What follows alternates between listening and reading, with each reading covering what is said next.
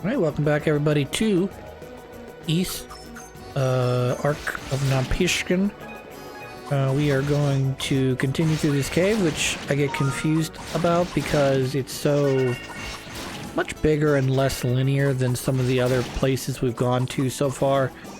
I mean, obviously the beginning area, if you think about it, there's one fork. One leaves you north towards the bridge that's broken. One leads you south, which is progression.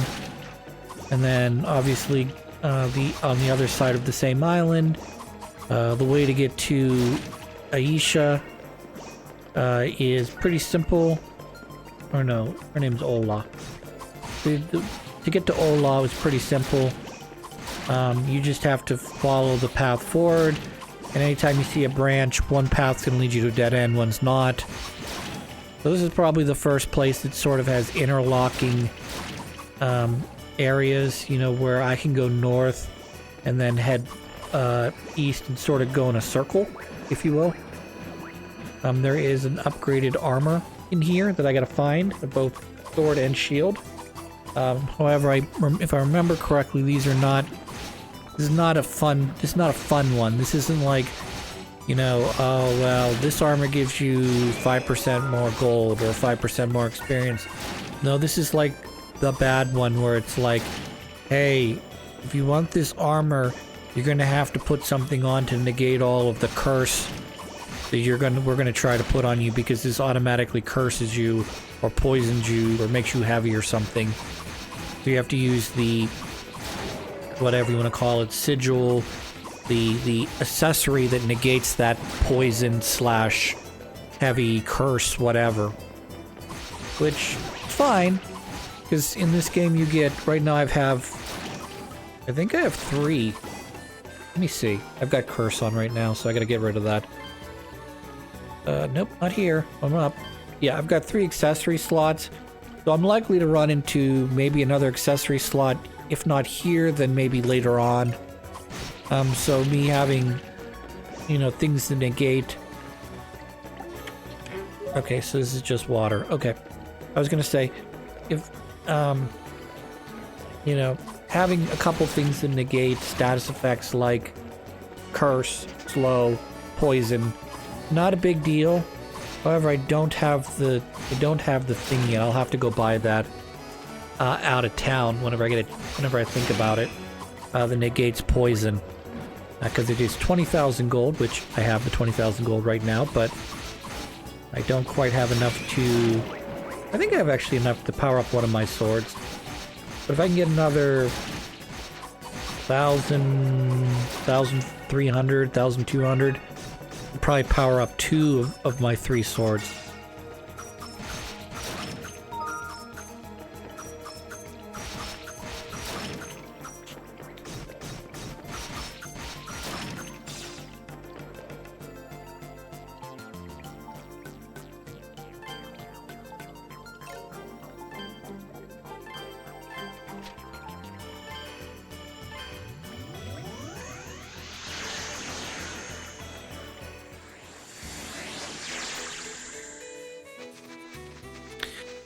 And so I spoke it into existence, essentially. We're back in the village now. I'm gonna power up my sword, even though I only have enough to power up one of them. We'll pick up the anti-poison, and then we'll go look for the armor. Maybe we'll talk to a couple people in town here as well, even though I think I've already gotten everybody.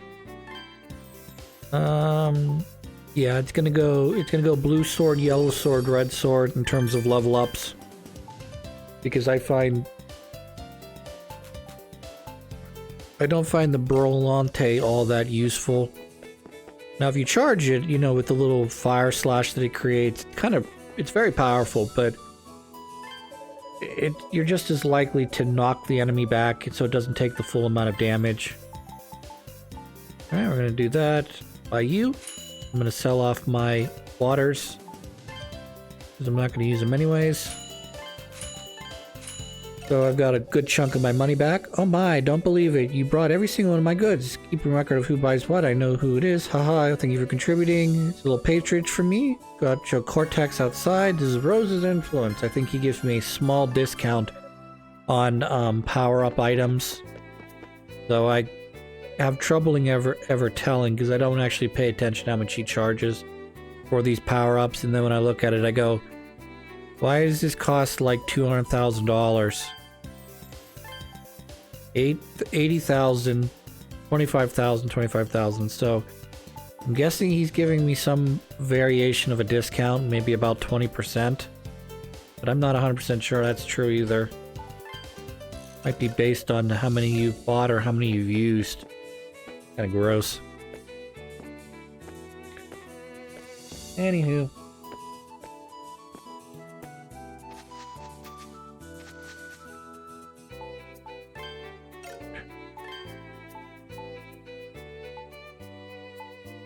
So by the time this episode comes out, we'll be in the middle of the NFL playoffs, which I don't really particularly care for the NFL all that much. It's sort of the opposite of college football, where college football is a lot of unknown, and it's a lot of like you gotta recruit every season. You just gotta do the best you can, pull in the best players you can, try to convince people to come to your school versus going to the other school. Some of them are going to be influenced by history, you know, their grandfather, father, whoever went there. Others are going to be influenced by, you know, other kids that are going to that school, or coach, or the program history, or a number of other things. Not my point.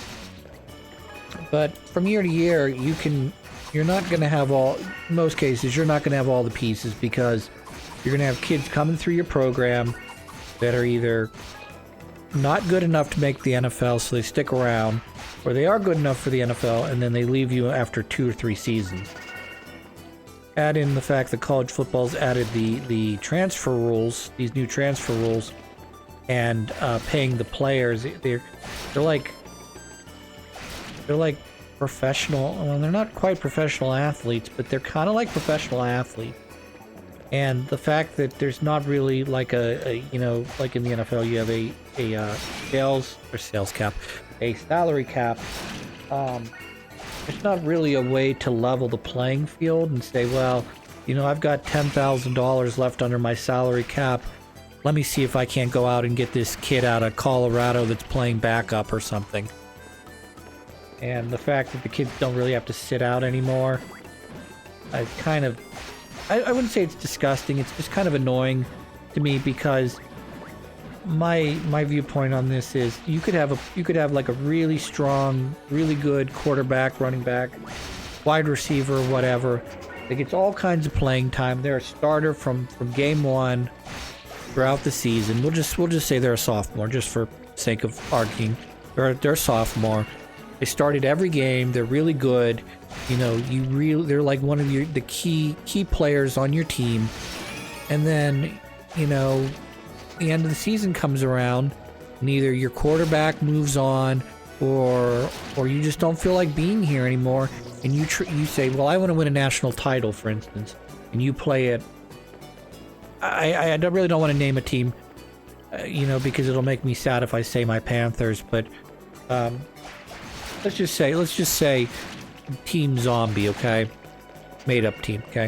You have this really great wide receiver, or you have a great quarterback, and he just has an ungodly year, and he says, well, my talents are really underutilized here, even though I've started every game, and even though we had a decent record this year, my talents are underutilized, so I'm going to go transfer to, you know, Ohio State, Michigan, you know, one of the big boy schools, and I'm going to immediately, because of how good I am, going to immediately slot into one of their top positions at that school, because I've got more talent around me.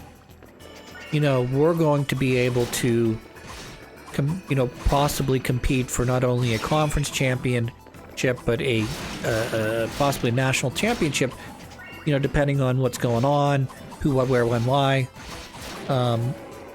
And for that other team, we'll just say the zombie team, you know, you were building, you know, you could build around this star player, you know.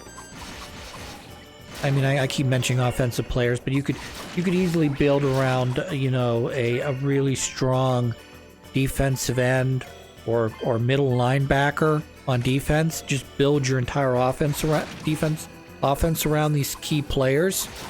And then if you've got these superstars, you can get these other kids to come in who want to play with this superstar, you know, and be on a team with them, you know, learn from them, you know, be able to succeed with them. But, you know, again, if they have the right to leave, but they don't ever have to sit out. And that just drives me nuts because I'm thinking particularly quarterback position, but it can also happen with your running back, you know, wide receivers. It happens with them a lot. Even defensive players, defensive end, defensive linemen. You know, they can just up and leave in the middle, not in the middle of the season, but at the end of the season. Even if you sort of rely on them. And they just disappear. And I understand it's a dual blade sword. You know, you can just as easily lose, you know, one of your top players because they just don't want to be here anymore, or they can make more money, or they can succeed. They can have a better platform for success at a different school than they can maybe next year with your program. And I get it, it's your job as a head coach now to not only monitor the monies that are coming in and out, but also try to making sure you're always re-recruiting the same players you're recruiting. I think it's disgusting, but like I said, it's a dual-edged sword. You can go out and get those players from other schools as well. So if you happen to convince some star running back who playing on a team, whether it be a big team or a little team, they're not getting enough play time or whatever, you can turn them around and make their star your star, you know. But the NFL has a different problem where, you know, you're building a program, and what you want to do is you want to get as much young talent as you possibly can on your team as quickly as you are able to accumulate it, because, you know, whether we like to admit it or not, all sports players, whether they be football, basketball, etc., they all have a time period by which their body is at an elite position. And football is possibly the worst one, because if you're a talented hockey player, a talented basketball player, or football or baseball player, you know, you can have a 20, maybe 30-year career depending on what position you play. But in the NFL, you've got a certain number of years, you've got a certain number of downs, you've got a certain number of tackles in you, depending on what position you're playing. And every year that player gets older, they're either going to improve because they've got more experience, they're young and they're getting more experienced, or they're starting to physically fall off. And I understand, depending on what position we're talking about, like, you can be Tom Brady and play for 50 years practically. Alright, it's the Galba armor, which, if we take a look at it, has a negative quirk. It poisons the wearer. So you have to put on the anti-poison thing to keep it from poisoning you. So now I've taken up a permanent accessory slot to do this. Go find the shield now. But sort of getting back to my point, the NFL, unlike college football, where the players can easily dilute, even amongst the major programs, the talent can be diluted amongst those major programs. The NFL tends to revolve around like 2 or 3 things. One is, how young is your team? How talented is your team? And how do you balance the talent? You know, the more experience you get, the better you are as a player, but the older you get, the less able you are to continue playing football. And so you get that balance where at a certain point, and they talk about this with wide receivers and people in the secondary, when you lose that step, you're not going to ever get it back. And in the NFL, you can see at what point a wide receiver We're talking key wide receiver, key running back, or corner.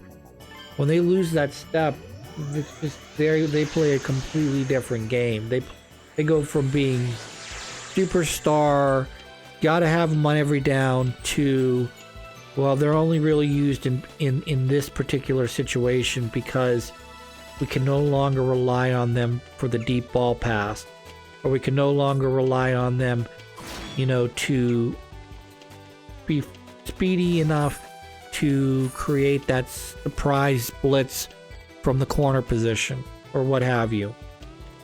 And I understand that's sort of the beauty and the terribleness of the NFL, is that you constantly have to be replacing those players, because they're going to get older eventually and you're going to need to replace them. But also, you're doing that through the draft, where depending on how good the class is, you could have a very healthy year for a position, we'll say corner or offensive line or linebacker, but you might need a corner and you might have a very thin class at corner, and then you're you're in such a position that it makes it very difficult, unless you're drafting high, to really get that number one corner, that number one safety, that number one.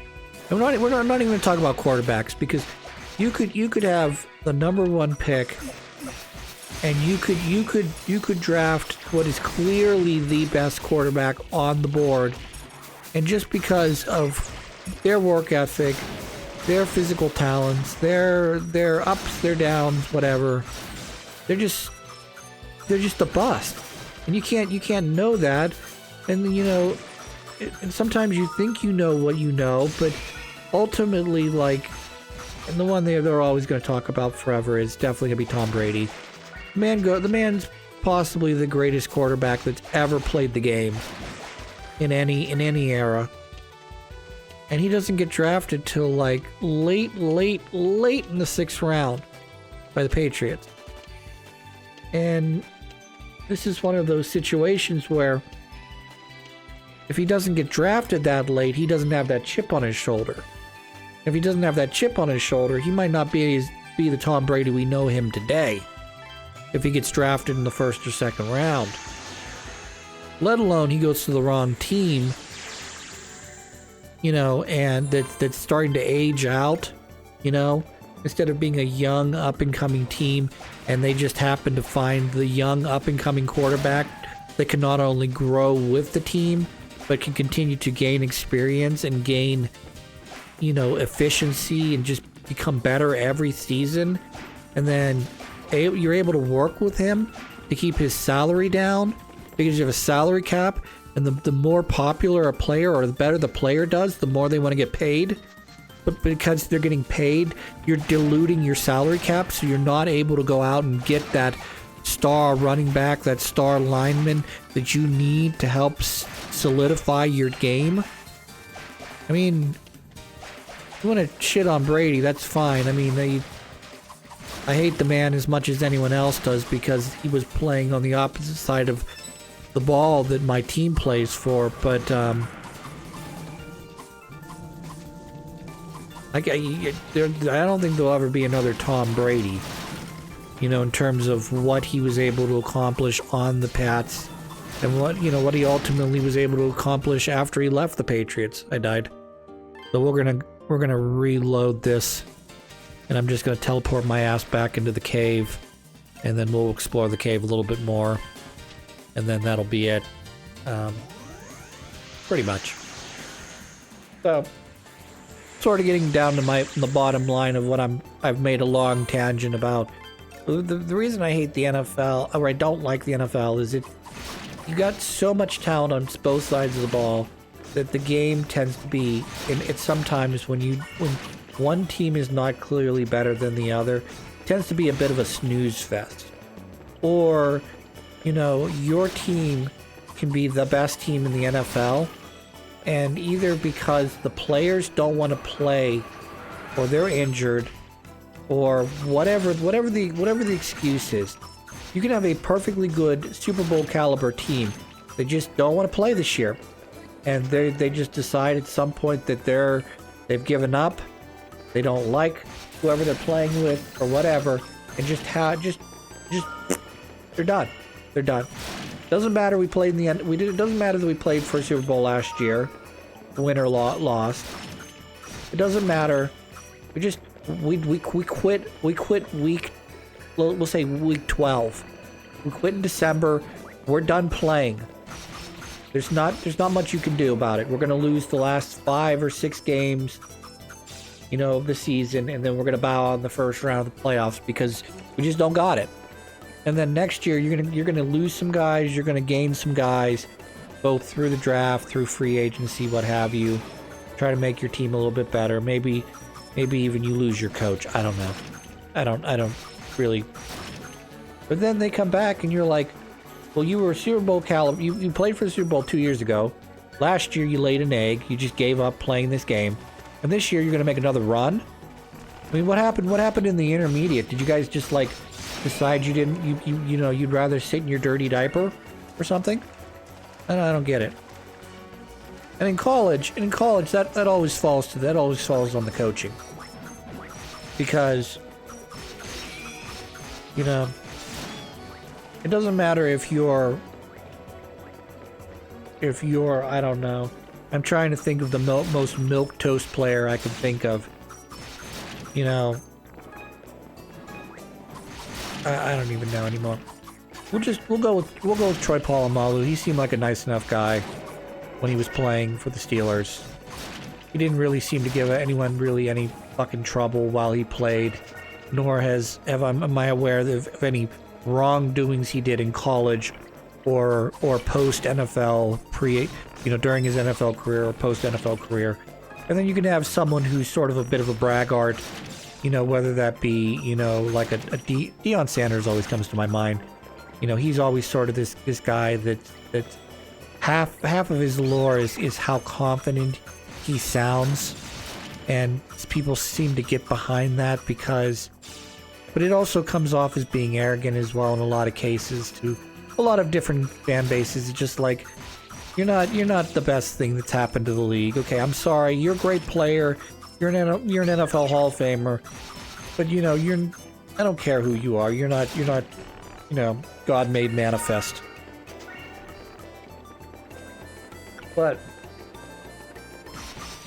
that's a matter of opinion. I mean, ultimately any fan base, whether they be the most stringent, hardcore fan base or the most lackadaisical, who cares what they do fan base, a win's a win.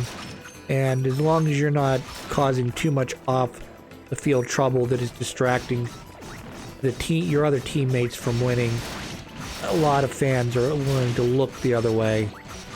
As long as you're not getting yourself arrested, as long as it's not affecting the team, as long as you're not causing the team to forfeit games, or you're going to have to sit out a number of key games because you got yourself suspended.